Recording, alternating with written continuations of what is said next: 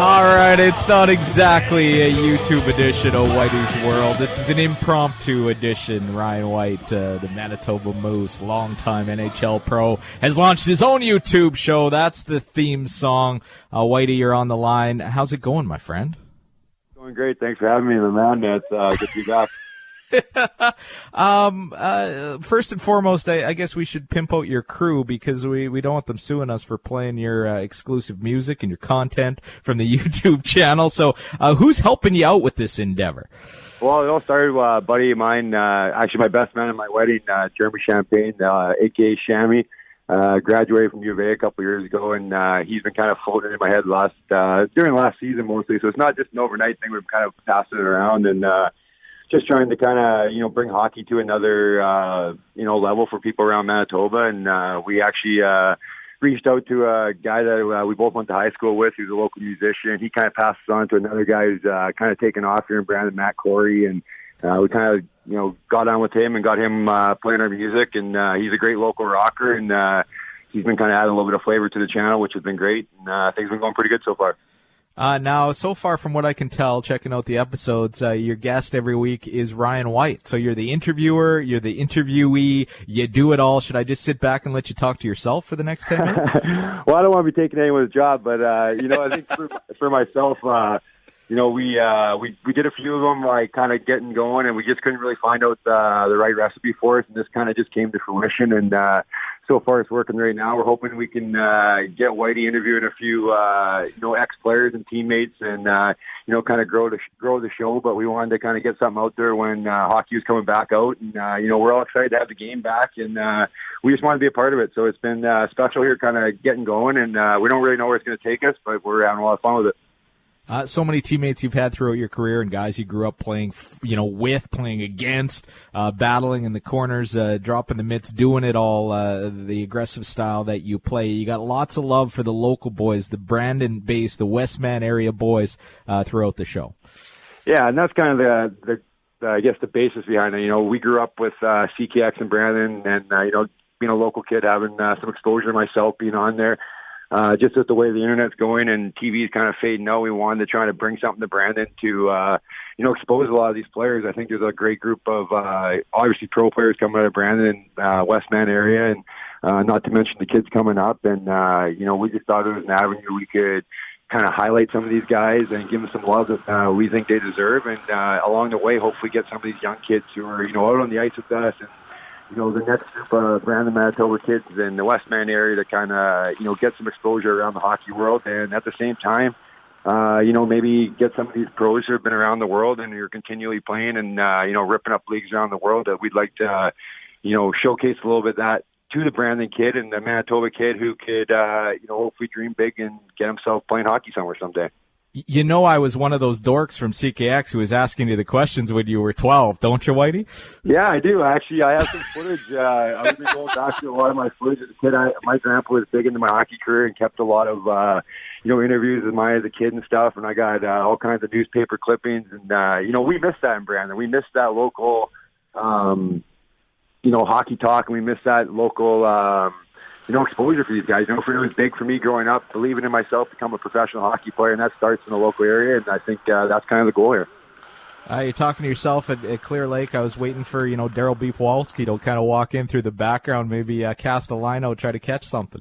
Well, there's a great example right there. Like, Beef's been a big hockey component in the city for a long time. He runs the summer league. He who a lot of pro guys are coming through there throughout the years. We're missing a lot of them right now because they're busy winning chasing the Stanley Cup, but the league survived and we're playing another season. He runs the hockey tournaments in town. Not only is he, kind of morphed into an agent and has a lot of local guys playing throughout the world, he's just been a big hockey feature. And, there's a candidate for the show right there. We want to not only highlight players, but, the community of hockey in Brandon. And if that means, people like Beef working on the, the business side of it, or if it's trainers training, if it's skills coaches coaching, and you want to expose these guys and get them a little bit of love and, giving them a platform to, hopefully grow and, essentially grow the game of hockey in Brandon. It's going to be entertaining because you're a character, but you want it to be informative as well, right? What pro hockey players have to do. You got a first little look at you, sharpening your own skates, the things you have to learn, the practice that you put in, the commitment that you have to make in order to stick around and have, a double-digit career playing pro hockey.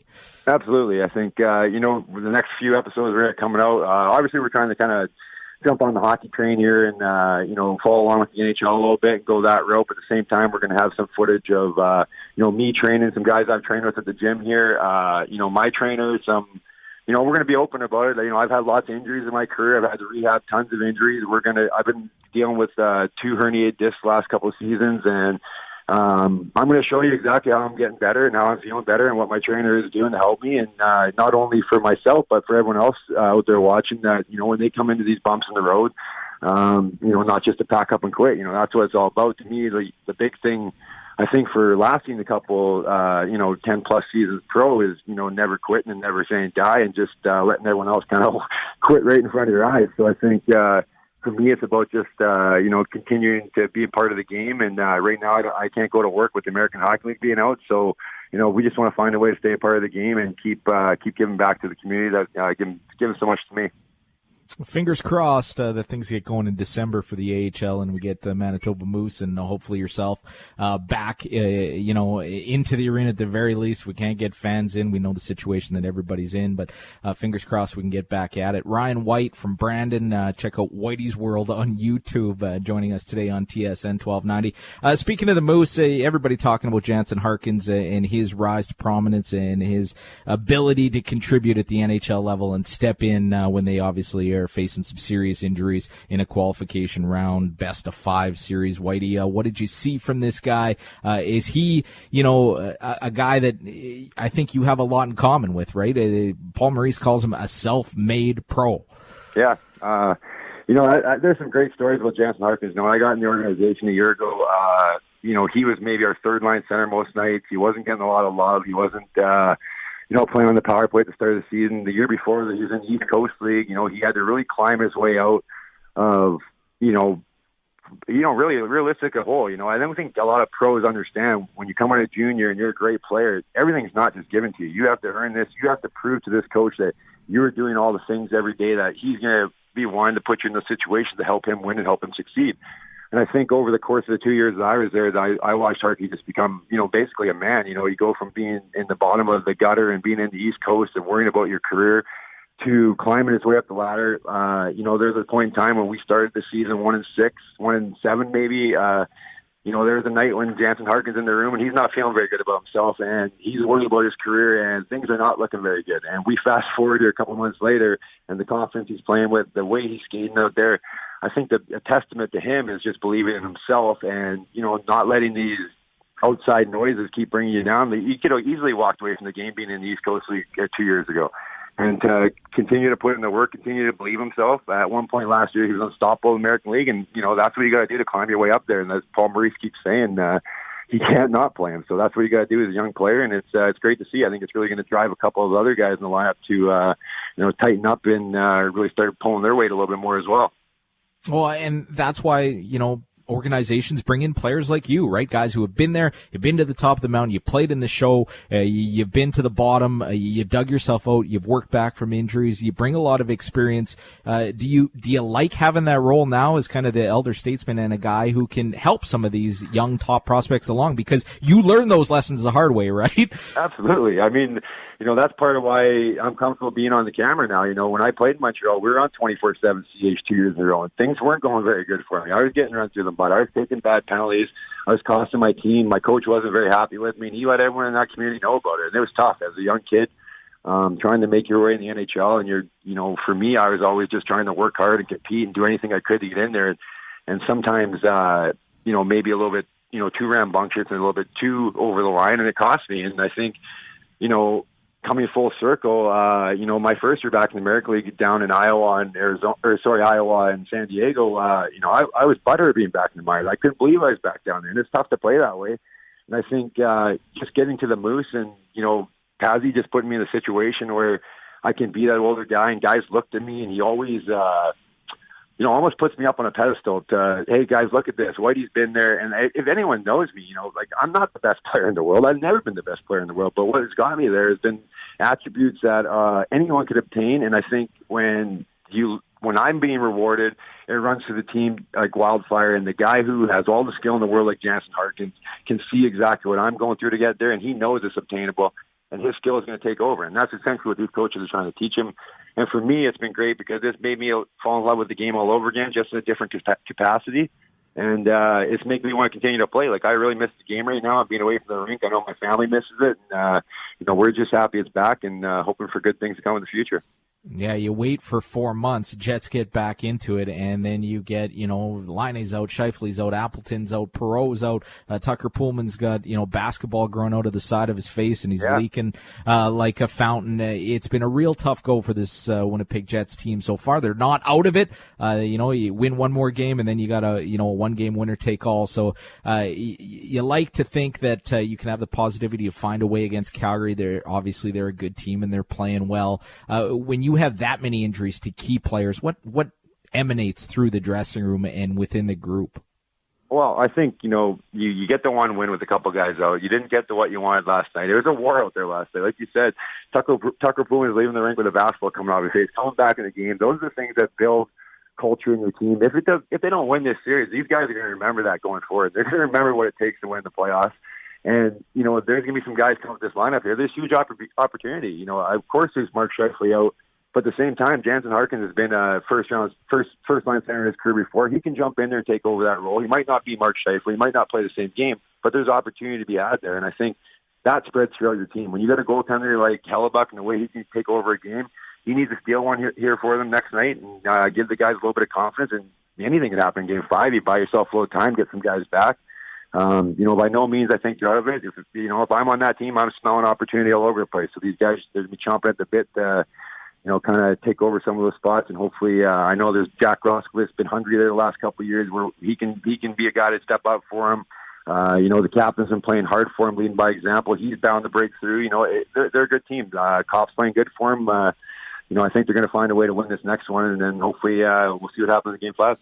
Flip the coin and go for it. I like the attitude. Ryan White, Manitoba Moose, chatting with us today on TSN 1290. Overall, it's a weird situation. You're playing without fans. You got hub cities. It's totally strange. They're talking about it like it's like a Pee-wee tournament, right? Everybody's staying at the same hotel and running into guys. How would you handle yourself? I mean, you're Mark Scheifele. You just got your career threatened, and you pass Matthew Tkachuk in the hallway. How strange is that as a pro? Because you don't normally have that interaction, do you? Yeah, I'm sure it's a little strange. I know, you try to leave most of it on the ice. I think a lot of guys are pretty good about that. And when things kind of leave the rink, you try to let things go and just think of it as a hockey play and go from there. I don't think, hopefully he wasn't trying to hurt him, but at the same time, if you put yourself in Mark Scheifele's shoes, I know I wouldn't be too happy seeing him around the hotel the next couple of days if he meant to or not. So it's a little bit of a touchy thing. I said to my wife yesterday, I kind of was excited. I think I'd be excited to go into the bubble for the first time in years. I'd be able to just focus on hockey and,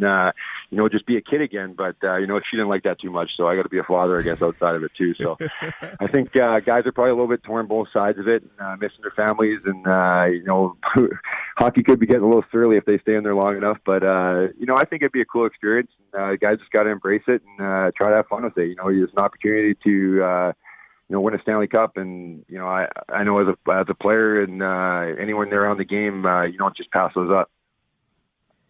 The Carolina Hurricanes, the first team through to the actual Stanley Cup playoffs, I guess, not counting the teams in the top four that are playing their own little round robin, but the first team through out of the qualification round. They sweep the New York Rangers. This doesn't shock a guy like you because they're powered by Westman, aren't they?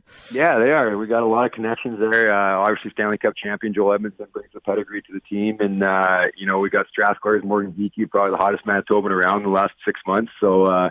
He's playing well, and I mentioned on my first show we got a little connection with my former teammate, the Hound Dog there, Jordan Martinick. So they're playing well together on that line, and I think they're fun to watch. I'm obviously watching a little bit more of them because of the Westman connection, but Rob Brendamore's got those guys playing like a team. I think every time I watched them. It looks like they got 5 guys hunting the puck. They're always working as a pack together, and they just seem to smother the other teams. And I don't know a lot of the names on the team. I haven't played that Charlotte team in the minors the last couple of years. Obviously, the champions last year, and they got some depth there in the lineup. And I think we had James Reimer in net last night from Arberg making some big saves for him. And that's one of the teams we're cheering for around here. We're hoping Carolina keeps going here.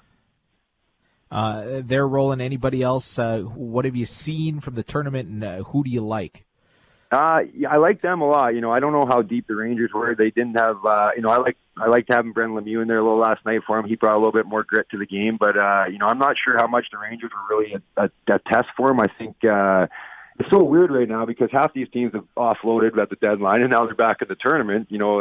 I had a tough time seeing Montreal be successful, but they offload some players, and they're, when you got a goalie like Price in these short series, you just never know. And I think, to me, it's about if you can get the goaltending going. I think a lot of these teams are just looking to kind of tighten up a little bit defensively. I know watching the Edmonton series, obviously Connor can score. He's going to put the puck in net for you. Their issue is going to be trying to keep the puck out of their net and kind of tighten up. There's I think the one game I watched last night, it seemed like as soon as the power play started, they scored 10. I think it was the Flames and Jets. They were scoring every 10 seconds on the power play. So it's just, until hockey kind of gets tightened up a little bit, it's a little bit of a crapshoot, I think, going on. But I think the teams who can kind of figure out their own zone and get their goaltenders playing well and, relying on the old formula of winning on the power play in the playoffs, I think are going to be the teams that kind of can come out of this.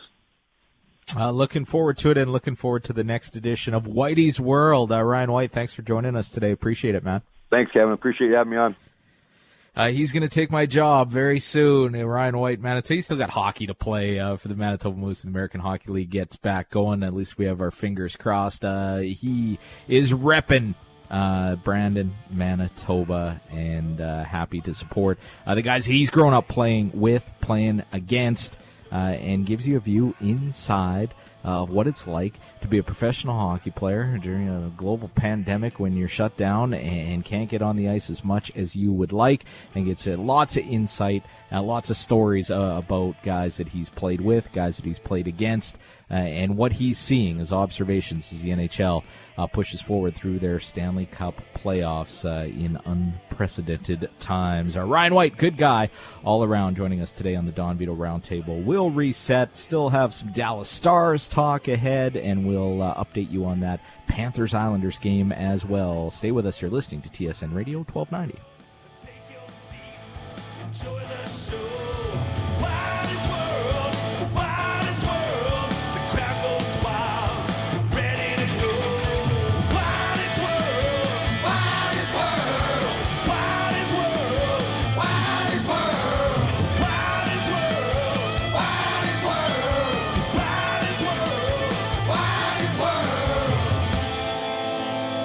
This is my world.